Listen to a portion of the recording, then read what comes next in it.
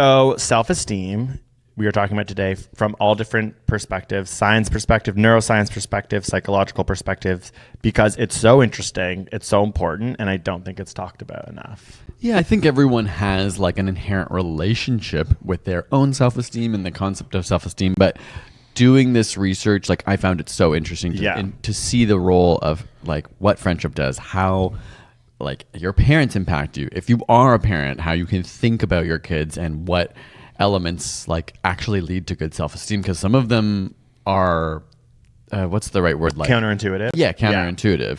And then also just like how you grow up, the environment you're in. Self-esteem is whether, based on our self-concept, how we think about ourselves, we think it's a positive or negative evaluations of the self. So it's like you can have a self-concept and be like, this is who I am. But then if you're judging that either positive or negatively, that's your self-esteem, which I thought was really interesting. It's not just about who you are, it's about how you're judging yourself. Yeah. So the need for respect from others in the form of recognition, success, and admiration, and the need for self-respect in the form of self-love, self-confidence, skill, or aptitude. That one is way scarier to me. Which one? What? Second? The self-love? Self one, yeah. Like I understand self-esteem is inherently self, but it makes so much more sense to be like, okay, I feel bad when other people judge me, right? Okay, so some ways to understand if you have high versus low self-esteem. So people with, they actually like to say healthy self-esteem, not high, because it does kind of, no, they're just like, oh, that's great for you, but I feel this way. Right. Like that kind of vibe, you're like, oh yeah, that is like a really to be confident, energy. To have contradicting ideas to other people and be able to live in them without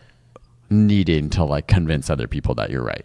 And a lot of it is about decision making. So people are able to act accordingly and make the best choice for themselves. They trust their own judgment. They don't necessarily feel guilty. They're just like, so I relate to those two. Like I don't like, I'm a Libra and everyone's always like, you're indecisive. And I'm like, I'm not. And it's like, I want to believe in astrology, but everyone says that to me. And it's like, no, I'm like decisive.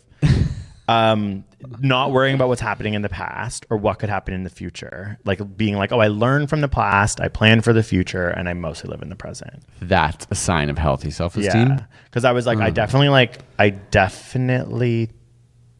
I don't know how I feel. Why do you suppose that being focused on the past means you have low self-esteem?